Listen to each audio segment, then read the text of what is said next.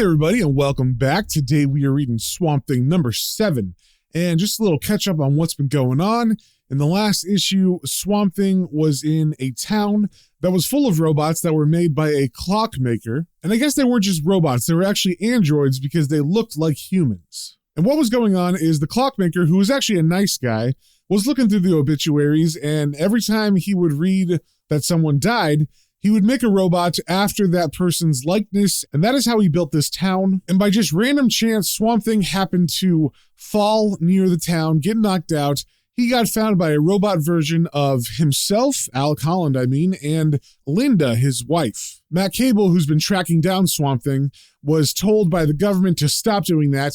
And by chance, he was given a new case to look at about this weird town in the middle of Maine that had never paid taxes, and suddenly the town was booming. So he was just sent there randomly, and it turns out that him and Swamp Thing met again in this town. And unfortunately, because he came there, he also brought the dog that has a radio transmitter in his ear for the evil group known as the Conclave, and they overheard that this place was full of robots and that there was a guy who was making robots. So they decided to go there and steal the robot maker for themselves and also kidnap Matt and Abby. And in their attempts to do so, the clockmaker was killed, the robots rose up and killed all the henchmen, and Matt and Abby were taken to Gotham City where they will be tortured by the Conclave. So at the end of the last issue, we saw Swamp Thing and the dog are heading to Gotham City to save Matt and Abby and also to confront the evil leader of the Conclave, Mr. E. So first things first, with issue 7, we got the cover. This is one of my favorite covers of all time of this series. We see Swamp Thing hanging off of a building in Gotham in the middle of the night. He is leaning forward off of a ledge, and Batman is swinging towards him to meet him, possibly catch him, because Swamp Thing looks like he's maybe about to fall. And from the lighting, there's also potentially police down there on the street below with a spotlight looking up at him. And we start off on the first page with a man walking through an alley in Gotham. He's got a trench coat, he's got a hat on, and he's warily looking behind him as if someone is following him. And above those panels, we get a quote from the poem The Rime of the Ancient Mariner by Samuel Taylor Coleridge, and it reads, "Like one that on a lonesome road doth walk in fear and tread, and having once turned round walks on, and turns no more his head, because he knows a frightful fiend doth close behind him tread." And just as the man gets out of the alley, we see behind him in the alley was Swamp Thing. So the man's concern was not unwarranted. There was something in that alley, but nothing mean. So as the man walks further away from the alley, we see Swamp Thing come out of it, and we see that he is holding the dog in his arms, which is adorable. He's petting that dog. And that dog, he's a nice dog, even though he is working for the Conclave technically.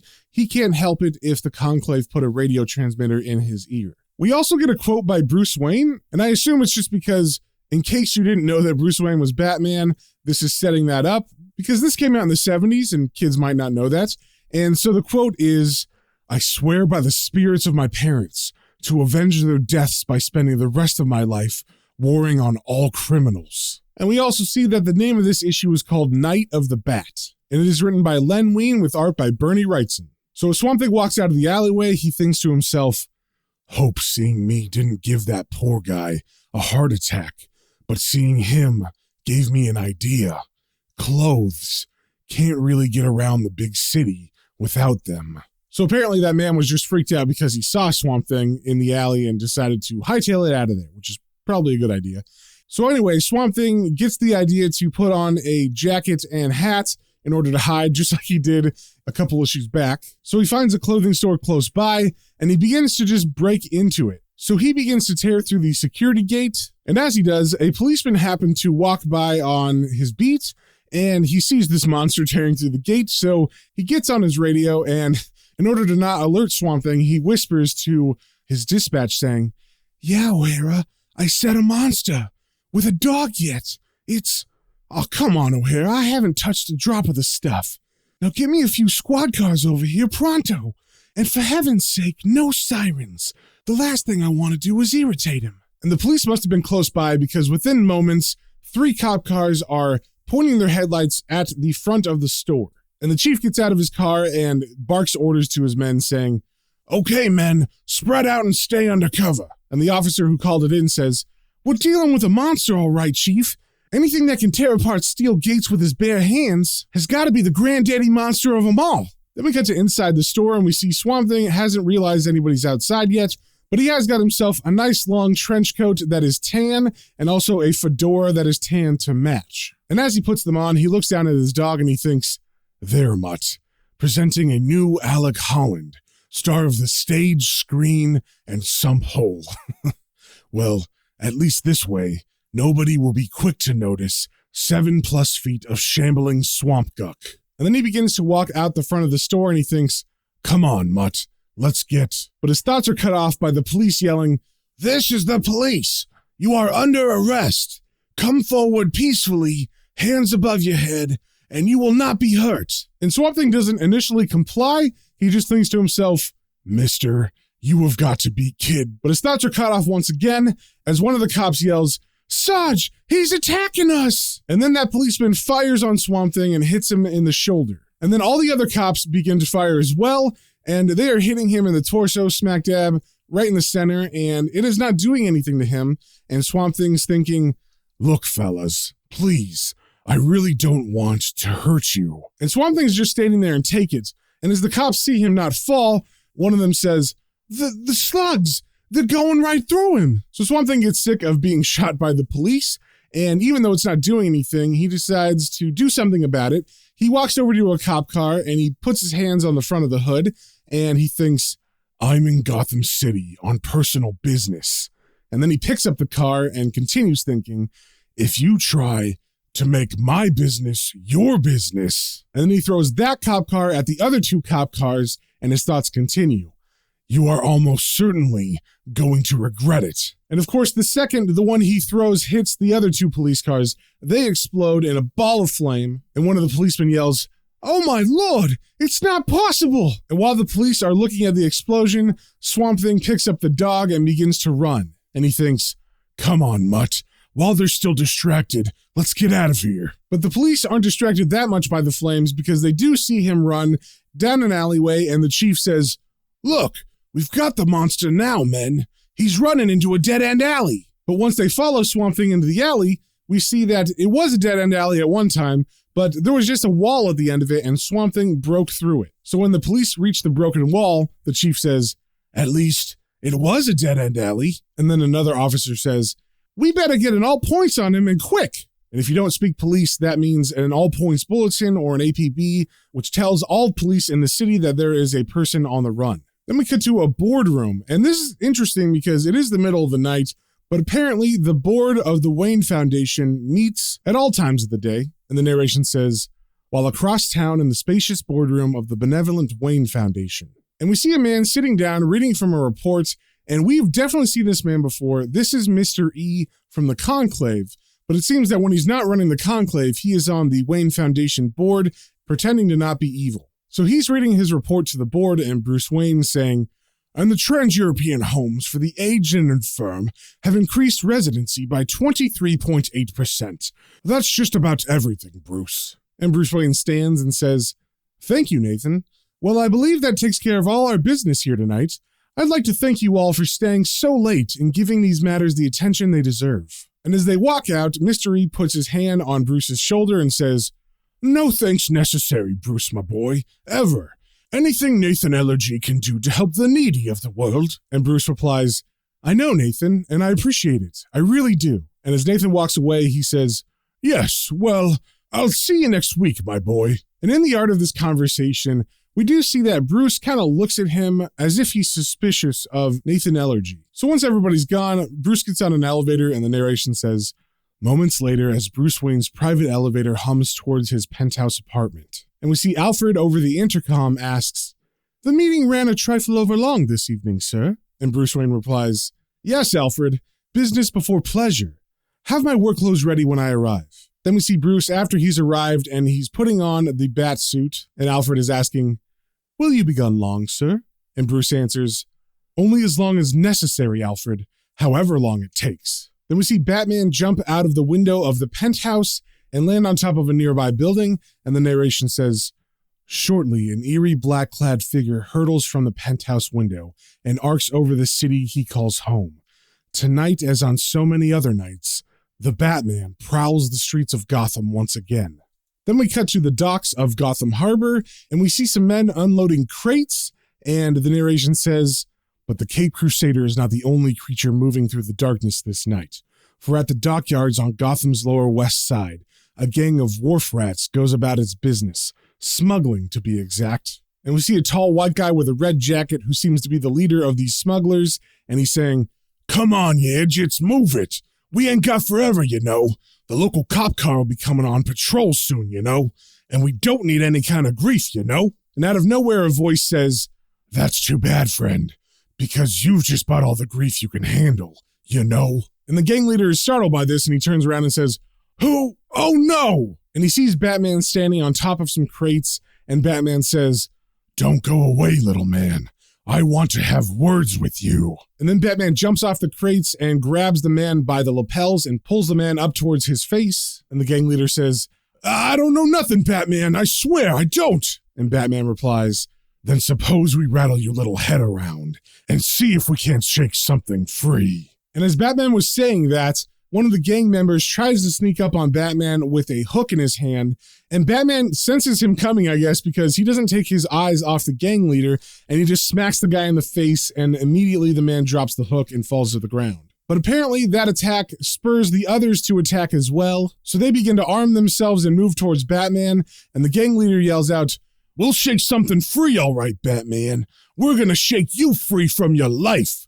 Hit 'em, boys." And Batman's not scared at all. He actually seems a bit excited as they approach, as he says, well, I've been waiting for the rest of you punks to crawl out of your holes." And we get a pretty awesome fight scene as the men approach Batman. He handles them all without even being touched by any of them, and he's just doing like his karate moves and stuff. And I love that with each of his moves as they connect, we definitely get the 60s sound effects from the old Batman TV show, and you can almost hear the horns every time he hits someone, and the sound effects say, whack, splat, thrack. So as Batman is beating these men up, he's talking, and he says, "But after I'm through with you, if you have any brains left at all, you'll crawl back into those holes and pull the dirt in after you." So once all the men are unconscious, he goes over to the gang leader and looks through his jacket, and he finds a piece of paper, and he pulls it out and reads it, and he thinks, "They're all out of it, but I found what I was looking for, the next clue to the identity of Mr. E, the mysterious leader of the underworld combine called the Conclave. This smuggling operation was just an infinitesimal fraction of the Conclave's total action, and..." But Batman's thoughts are cut off as he looks up to the sky and he sees the bat signal shining, and he thinks, uh-oh, looks like the Conclave will have to wait. Commissioner Gordon doesn't use the bat signal anymore, unless it's an emergency. Then, as we turn the page, we get a bit of a time travel back to the past, and we are back in the boardroom just as everybody's leaving, and the narration says, "Recall the moment as Bruce Wayne saunters away down a sterile corridor to become the dreaded Batman, and his associate, Nathan Allergy, takes the public elevator down to the Twilit Street, where he is greeted by a shining white limousine. And we see Mr. Allergy's driver gets out and opens the door for him, saying, "Evening, Mr. Allergy." And Mr. Allergy answers, "Good evening, Driscoll." And then we cut inside of the limousine and we see Mr. Allergy is sitting by a pet, and we recognize that pet as the ape creature that Mr. E, the evil leader of the Conclave, pets whenever he's being evil. So as they begin driving, the driver asks, "Where to tonight, Mr. E?" And Mr. E answers, "To the Potter Street warehouse, Driscoll. I have some unfinished business awaiting me there." So as they drive to the Potter Street warehouse, the narration says, "Along Gotham's main boulevards, the ivory vehicle churns, then through a darker, quieter part of town, and finally down a grimy alleyway, where a special sequence of blinking headlights rolls back a thick titanium steel door to reveal..." And we see a big door open up, and the limousine goes inside and parks. And as it does that, we can see there is some scientific lab inside of this giant warehouse, and two people are tied up in what look like electric chairs, and those two people are Matt Cable and Abby Arcane. And Mr. E gets out of the limousine and says, "Good evening, Dr. Hammerschmidt. And how are our fine guests doing this fine night? And Dr. Hammerschmidt replies, Ach, Herr E., what a pleasant surprise to see you. Herr Cable und Fraulein Arcane are doing splendidly, but they still refuse to talk. So hearing this, Mr. E walks over to Matt Cable, who is chained to the electric chair, and he has like the hat on that's hooked to the electrodes, so he could possibly be killed at any moment. And Mr. E says to him, You still refuse? In God's name, why? You know we will eventually learn everything, one way or another. But Matt Cable's not intimidated by Mr. E. He says, Suck a peach, fat man. And of course, Mr. E does not like that, and he replies, Tisk, tisk. Such vehemence, Matthew. Dr. Hammerschmidt, give Mr. Cable another taste of the electron chair. And Dr. Hammerschmidt replies, Yes, Herr E., with the utmost pleasure. Then Dr. Hammerschmidt pulls the lever, and Matt Cable begins to be electrocuted. And Dr. Hammerschmidt looks on with a smile, saying, The effects of the machine never cease to fascinate me. But even though he's being electrocuted, Matt Cable is still not talking, and he's screaming through the pain, Torture me all you want, fat man, but you won't get me to talk. Then we get some narration that says, Let us avert our eyes from such an unpleasant scene, and focus instead upon a certain office in the heart of Gotham City. And we cut to Commissioner Gordon's office, and Batman comes out of the shadows quietly and says, You called, Commissioner? And because Batman came out of the shadows, the Commissioner's a bit surprised and says, Who? Oh, Batman, you startled me.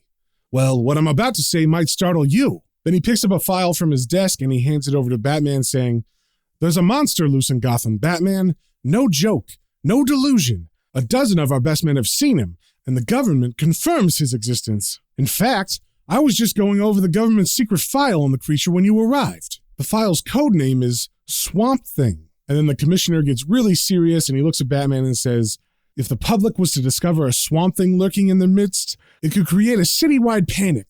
And that's why I called you, Batman, to ask you to track that monster down before people become aware. Then the Commissioner stands and begins to walk around, and he continues.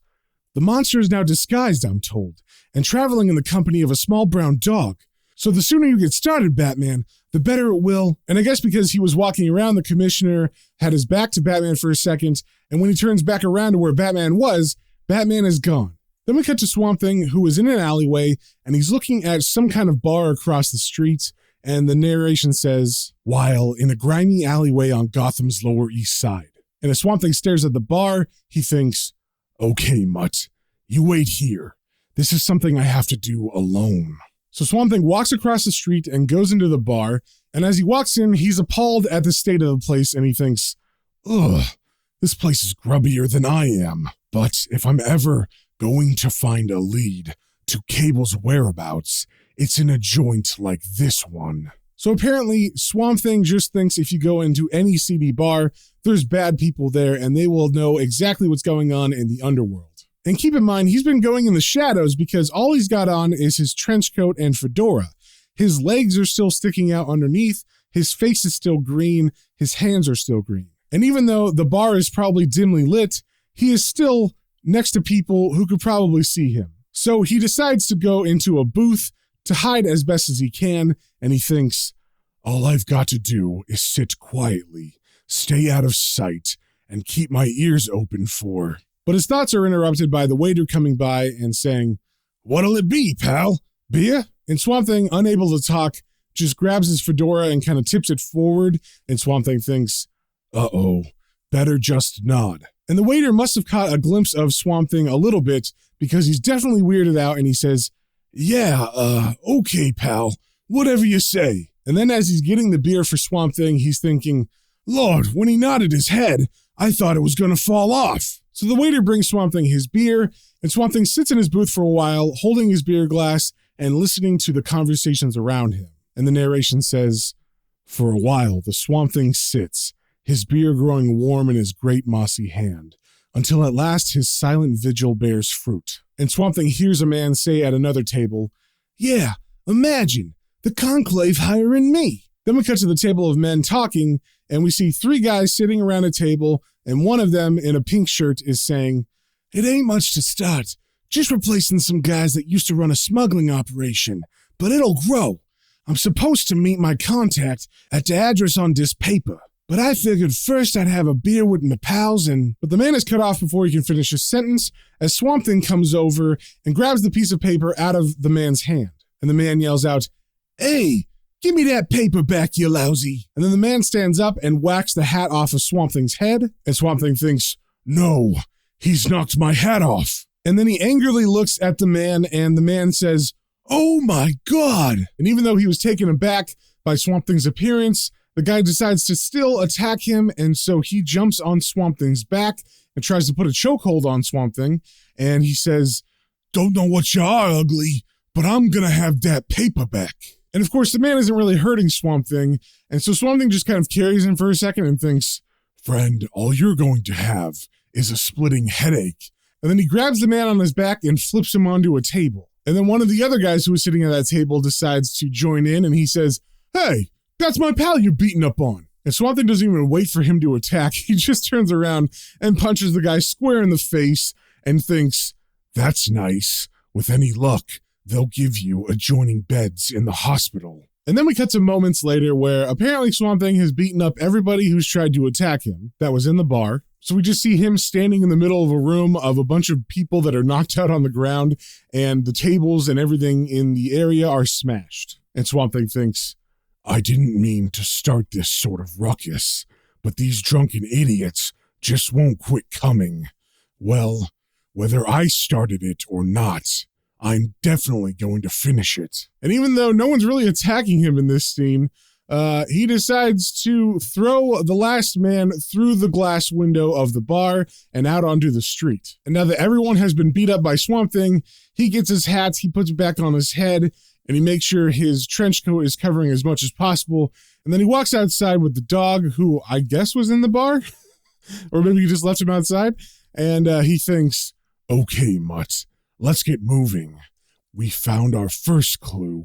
Now let's find Matt Cable." So Swamp Thing goes to the address that was on that piece of paper, and he waits for the men that are supposed to come to meet that guy that he beat up. Then we get a bit of a montage where we see him listening in on the conversation of the two people that came to that meeting and are waiting for the man that he beat up. Then we see him going to a window and grabbing some papers out of it. Then we see him actually about to beat up another person, and he's got that person by the neck. And over these panels, the narration is saying, "It does not take the mossy man brute long to learn the basic rudiments of the underworld's informational structure. One clue leads to another, then another after that.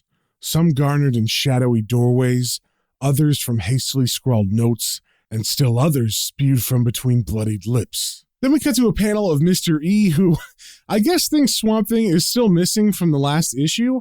I guess he hasn't heard from the dog who's got a radio transmitter in his ear that Swamp Thing is going around the underworld and beating up people looking for Matt Cable. So we see him sitting in front of his radio transmitter with his pet ape creature, and he says, "Time to tie up loose ends, my pet. Cable and the girl are ours, and the Swamp Thing has disappeared. Only the dog remains. And this radio frequency should react most interestingly upon the transmitter we planted inside the mongrel's head." So Mr. E adjusts some knobs and pushes some buttons on the radio transmitter he's looking at. And then we come back to Swamp Thing, who is standing over the man he just beat up in the alley. And I guess that guy told Swamp Thing some information because he's thinking, "Potter Street Warehouse. If this punk didn't lie to us, Mutt, that's where we can find Matt Cable." But just as Swamp Thing thinks that, all of a sudden the dog becomes restless and begins to squirm and runs out of Swamp Thing's grasp. And it's like the dog is running towards something. And Swamp Thing thinks, "Come back here.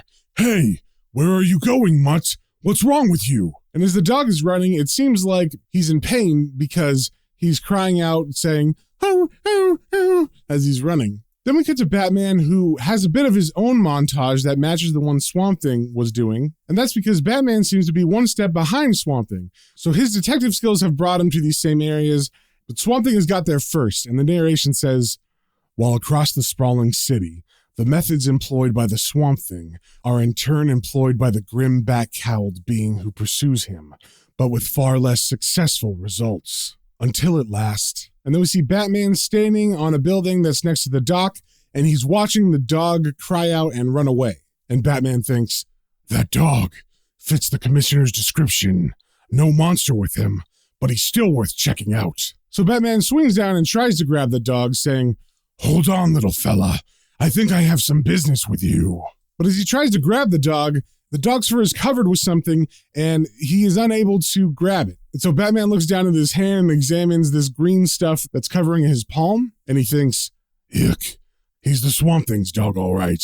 Traces of decaying moss still cling to his fur. And as he watches the dog run away, he thinks, I don't know where you're running, but I'll bet it's to your swampy master, so I'll tag along for the ride. So Batman begins to follow the dog, and Swamp Thing did not follow the dog. So he's just standing in that alley still, and he's thinking, Blast, the mutt's gone, and I haven't got time now to chase after him.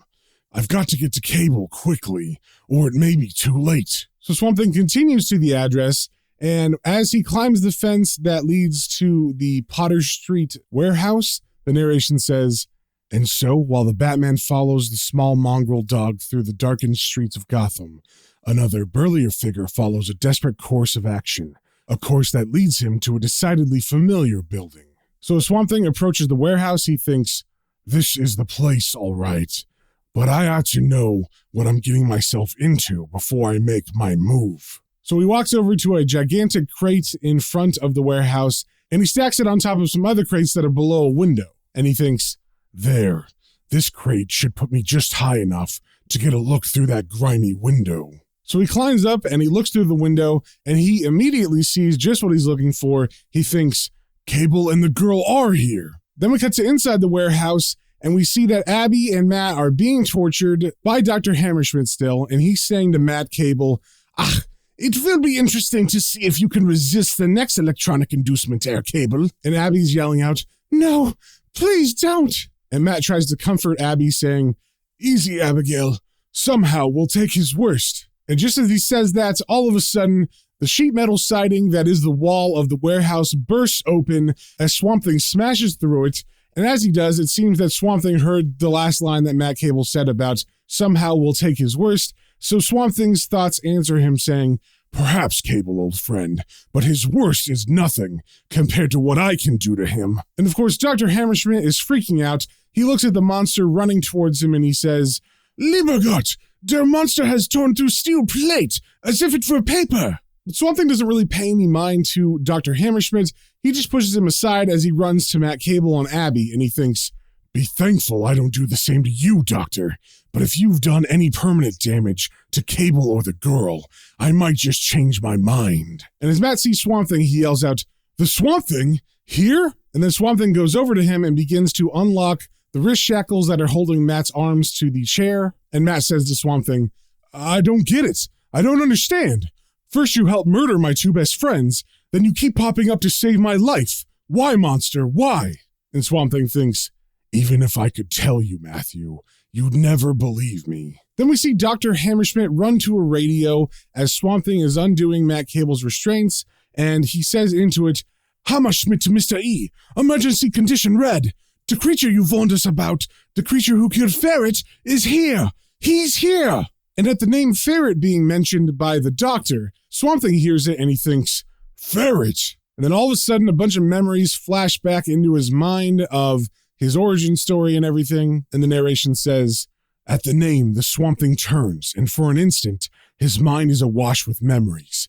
Ferret, who, representing a mysterious combine, attempted to buy Dr. Alec Holland's biorestorative formula, and failing that, arranged an explosion that tore Holland's marshland lab apart, and hurled the doctor's chemical-seared body deep into the clutching muck, to rise from the bog sometime later as a twisted, shambling mockery of life, only to discover that death had come for his loving wife Linda at Ferret's tainted hand. In the long weeks since, the thing that was once Dr. Alec Holland has searched for Ferret's employer, the man responsible for it all, but he has searched the world in vain, until now. So Swamp Thing realizes who Dr. Hammerschmidt is talking to. And then that man is the man who is responsible for everything that's happened in his life in the last 7 issues. Then we cut to Batman, who is still following the dog, and the narration says, But while one search seemingly draws to a close, another search continues. down dark and deserted alleyways until finally. And then we see the dog finally reach the end of his running, and he runs to a door at the back of an alleyway and begins to scratch on it. And Batman looks up at the building and he thinks, what in Nathan Ellergy's penthouse apartment occupies the whole top of this building? But if that dog's scratching means what I think it does, this place is also serving as the Swamp Thing's hide. But his thoughts are cut off as he hears the sound of a footstep crunch behind him. And he thinks, someone coming up behind me. Better get out of sight till I see who it is. So Batman crouches down behind some boxes to hide and see who's coming. And who does he see but Swamp Thing turn the corner? And he thinks, well, I'll be. That ill-fitting trench coat can't possibly conceal anything but the Swamp Thing. It appears his canine companion beat him back to their hideout. Then we cut to Swamp Thing's point of view, and he just begins walking down the alley, and he's thinking about what he did to Dr. Hammerschmidt to get this address, and he thinks, it didn't take long to force this address out of. But his thoughts are cut off by Batman appearing in front of him in the alley. And as Batman stands up, he thinks, now I'm going to beat him right into the ground. And then he says out loud to Swamp Thing, okay, Gruesome, surrender peaceably, and you won't get hurt. And Swamp Thing's just confused. He's thinking, The Batman got to try to reason with him. But Batman is not into reasoning, and as we turn the page, we see the first thing that happens is Batman kicks Swamp Thing in the face. And Batman says to him, sorry, Ugly, but you're not getting those ham hocks on me. And Swamp Thing doesn't fight back. He just raises his hands, and he thinks to himself, no, please, you don't understand. I don't want to fight you. But Batman doesn't really pick up on that signal. He walks over to a crate in the alley, and he picks it up, and he walks towards Swamp Thing saying, you don't understand me, do you, monster? And then he smashes the crate over Swamp Thing's head and says, I said I'm taking you in handcuffs or in a box. The choice is yours. And even with the box to the head, Swamp Thing does not fall down. So Batman punches him in the face, and as he connects, he thinks, amazing. That wooden crate, my fist, it's almost as if he doesn't feel them. And as Swamp Thing gets punched in the face, he's thinking, please, how can I make you understand? So Swamp Thing actually begins to back up, and he tries to put some debris in between him and Batman, so he pushes a trash can in front of himself. And Batman thinks, that's peculiar. Now the thing is hiding behind a trash can, probably preparing some surprise attack. And as Swamp Thing pushes the trash can in between them, he thinks, this is working out all wrong. I can't fight him. I can't. So Batman runs with full force and jumps, and with both feet forward, he kicks the trash can into Swamp Thing. And he says, well, I'm capable of a surprise or two myself. And then he continues punching Swamp Thing in the face, yelling, come on, you ugly monster. Fall, fall. And as Swamp Thing is getting pummeled, he's thinking, he keeps coming. He won't quit. What can I do to communicate with him? How can I make him see? And then Batman picks up a piece of metal and begins hitting Swamp Thing in the face with it, like it's a club. Then Batman drops that and begins pummeling Swamp Thing again with his fists, and Swamp Thing thinks, no, it's becoming obvious I can't make him see. This man will just keep coming until one of us is dead. So Swamp Thing finally does something, and he catches one of Batman's punches in his hand, and he thinks, it's a shame, really. I was hoping to avoid this. And Batman says out loud, my fist. He stopped it cold. Then Swamp Thing is able to punch Batman in the face, and he thinks, you brought this on yourself. Sorry, hero, but your blind dedication to duty can sometimes make you most annoying. And all it takes is one punch from Swamp Thing to knock Batman out. So now Batman is lying unconscious on the ground in this alley, and Swamp Thing thinks he should be out for quite a while, which will be plenty of time for me to do what I've come to do. And then he picks up the dog, who's still crying, and he thinks, hey, what's the matter with you, Mutt? Why do you persist in squirming like that? And then the dog is able to squirm out of his hands again, and he thinks, hey, bless you, come back here. We're not going through another scene like the last time. But of course, the dog is just trying to get like 5 feet away from him to the door that he was scratching at before. So Swamp Thing sees that, and he thinks, what is it, Mutt? Why are you scratching at the... And his thoughts are cut off as he sees Batman beginning to regain consciousness, and he thinks, impossible. Batman can't be recovering from that blow already. So instead of fighting again, Swamp Thing decides to run away back down the alley the way he came, and he thinks, Better get out of sight quickly. Another scuffle with him is the last thing I need. And as Batman recovers and gets to his knees, he thinks, damn, the Swamp Thing's gone. But then he looks up and he sees the Swamp Thing is still scratching at that door, and he thinks, but that dog of his is still here, scratching at that door like his life depended on it. It'll take the pooch months to scratch his way inside, unless I make things a little easier for him. So Batman walks over to the door and he picks the lock, and the door swings open and the dog begins to run inside. And Batman thinks, okay, little fella, if your master has gotten past me and into this building, I want you to show me where he's gone. Then we cut to Batman going up the stairs following the dog, and we also see on the outside of the building, Swamp Thing is just scaling along the side of it. So they're in tandem with each other as they go up the building. This is actually a really cool panel because you can see inside the building and outside at the same time. And over this panel, the narration says, they ascend, each in his own fashion. The Swamp Thing scales the building face, his powerful fingers digging handholds where before the wall was smooth. The Batman, following his canine conspirator, his breathing smooth and regular, his muscles tireless steel springs. And finally, on the building's top floor, we see the dog run from the stairway and to a set of double doors. And it begins to scratch at them once again, and Batman sees this and says, what in? The pooch is scratching at Nathan Ellergy's door, but the Swamp Thing can't be in there, can he? So Batman goes to the double doors and he kicks them open, and as he does, we see there is some kind of party going on inside of the room. And Batman says to the people, forgive the sudden intrusion, folks, but this is an emergency.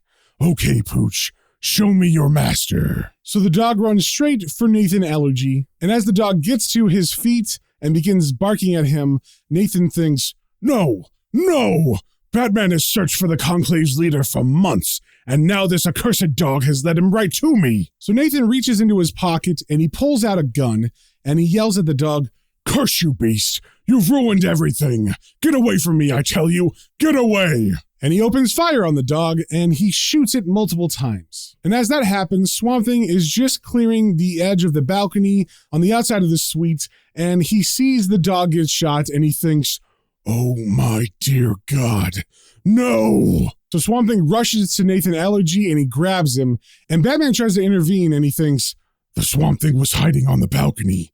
I've got to. But before he can do anything, Swamp Thing hits him to the side and he picks Nathan Ellergy off the ground and he thinks, out of my way, Batman.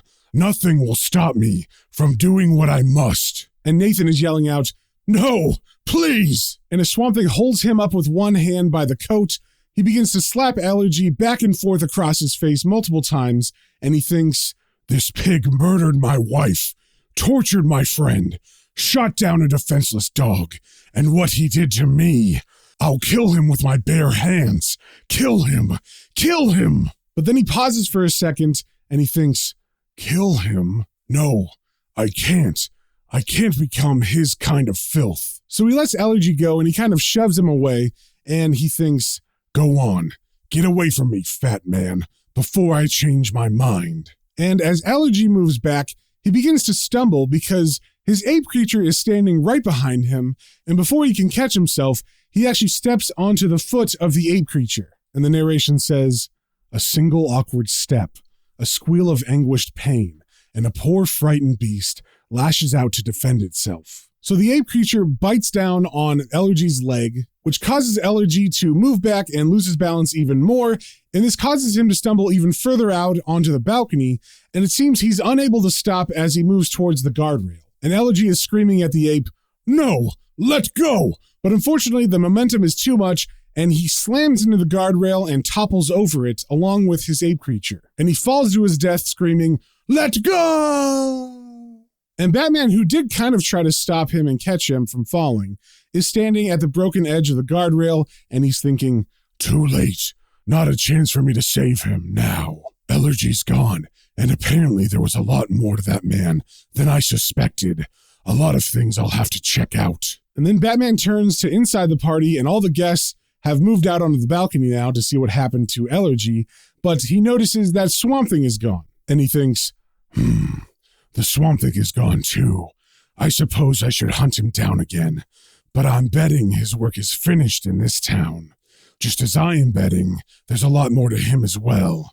Maybe someday I'll take the time out to find out what that is. And as Batman walks back into the room away from the balcony, we see all the people from the party are congregated by the broken part of that railing, and they're looking down at what I can only assume is the splatted body of Mr. Allergy. And it seems with that, the Conclave has been defeated, but we will have to find out later on if they ever return. So with that, if you guys have any comments, questions, or suggestions, you can email me at planestrains.and-comicbooks, all one word, @gmail.com.